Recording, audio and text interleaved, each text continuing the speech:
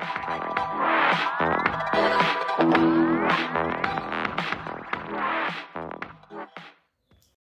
selamat pagi rekan-rekan Teruna. Pada pagi hari ini kita akan kembali mendengarkan firman Tuhan. Sebelumnya mari kita bersatu di dalam doa. Tuhan Yesus yang baik, kami yang mengucap syukur kepadamu karena pada pagi hari ini kami masih dapat bangun dengan tubuh yang sehat dan hari yang baru tanpa kekurangan suatu apapun.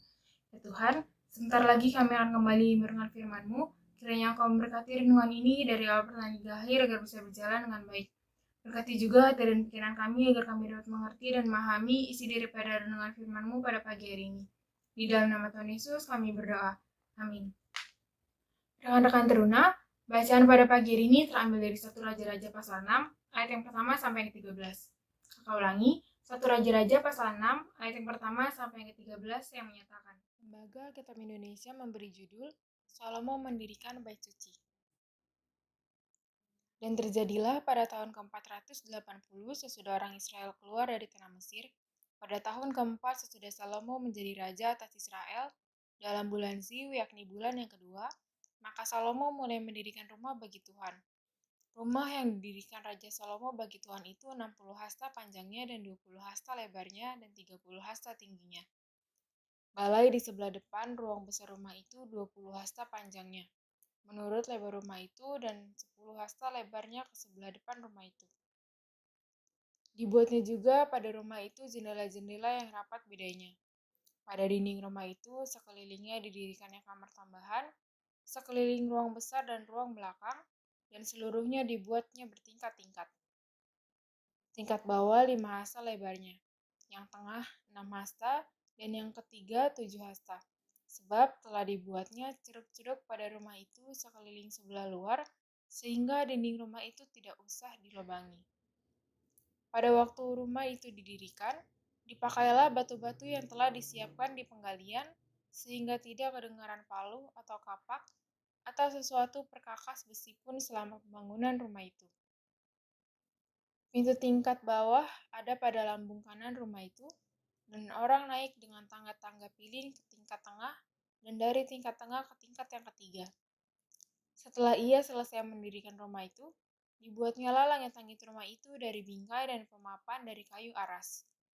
Dan setelah ia mendirikan kamar tambahan itu pada rumah itu sekeliling, yakni setiap tingkat 5 hasta tingginya, maka rumah itu ditutupinya dengan kayu aras. Kemudian datanglah firman Tuhan kepada Salomo demikian. Mengenai rumah yang sedang kau dirikan ini, jika engkau hidup menurut segala ketetapanku dan melakukan segala peraturanku dan tetap mengikuti segala perintahku dan tidak menyimpang daripadanya, maka aku akan menepati janjiku kepadamu yang telah kufirmankan kepada Daud ayahmu, yakni bahwa aku akan diam di tengah-tengah orang Israel dan tidak hendak meninggalkan umatku Israel. Sedemikian jauh pembacaan firman Tuhan, terpujilah Kristus. Haleluya. Rekan-rekan Teruna, dalam bacaan tadi tertulis bahwa Raja Salomo memulai mendirikan bait suci bertepatan dengan 480 tahun sesudah orang Israel keluar dari tanah Mesir, dan juga bersamaan dengan tahun keempat sesudah Raja Salomo memimpin sebagai Raja Israel. Pada ayat yang kedua sampai yang ke-10, menguraikan perihal ukuran dan bentuk dari bait suci secara rinci, sehingga dapat dimaklumi jika dikerahkan begitu banyak tenaga kerja dan anggaran yang sangat besar.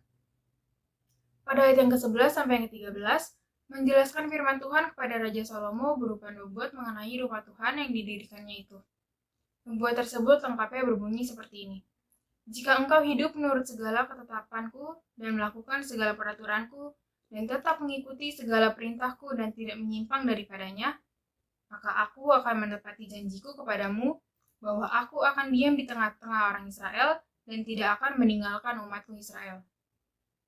Gedung yang didirikan oleh Salomo itu disebut bait atau rumah Tuhan, atau juga disebut bait suci, dan di Indonesia disebut rumah ibadah. Apakah dengan demikian dapat dikatakan bahwa bait suci itu merupakan tempat kediaman Tuhan? Kita yakin bahwa Tuhan ada di mana-mana, karena itu sah-sah saja jika kita beribadah di suatu tempat di luar gedung gereja.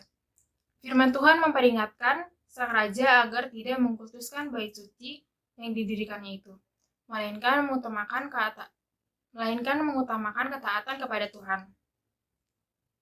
Keberadaan bait Allah itu penting, Tetapi keberadaan bait Allah tidak boleh mengurangi ketaatan umat kepada Tuhan.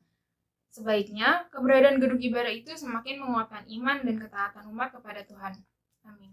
Rekan-rekan Teruna, renungan kita pada pagi ini telah selesai. Sebelum kita mengakhirinya, mari kita bersatu di dalam doa. Tuhan Yesus yang baik, kami mengucap syukur kepadamu karena sampai pada saat ini Engkau masih menyertai kami. Ya Tuhan, terima kasih juga atas kesempatan yang masih boleh kami terima sampai pada hari ini, sehingga kami masih boleh membaca dan merenungkan firman-Mu. Ya Tuhan, melalui renungan tadi Engkau memperlengkapi kami, umat-Mu, sehingga kami dapat berguna bagi pembangunan gereja Tuhan. Mampukan kami sebagai anak-anak muda-Mu, sebagai anak-anak remaja-Mu, agar kami bisa menjadi contoh dan teladan bagi orang-orang di sekitar kami. Tuhan mau bimbing kami dalam menjalani setiap langkah kehidupan yang akan kami ambil. Kami juga sebentar lagi akan kembali melanjutkan aktivitas kami. Kiranya Kau memberkati aktivitas yang akan kami jalani mulai pada pagi hari ini, siang, sore, hingga malam kembali menjelang. Biarlah apa aktivitas yang akan kami jalani semuanya dapat berjalan dengan baik, dengan lancar dan juga bisa bermanfaat untuk kami sendiri juga bagi orang-orang sekitar kami. Tuhan memberkati, jaga dan lindungi kami beserta dengan kedua orang tua kami, teman-teman, sahabat, kakak, adik, juga orang-orang yang kami kasihi. Di dalam nama Tuhan Yesus kami berdoa. Amin. Rekan-rekan Teruna, renungan pada hari ini telah selesai. Jangan lupa untuk terus saksikan Barabes, tayang setiap hari Senin sampai dengan Sabtu pukul 6 pagi di channel YouTube Persekutuan Teruna GPB Getsemani. Selamat beraktivitas, Tuhan Yesus memberkati.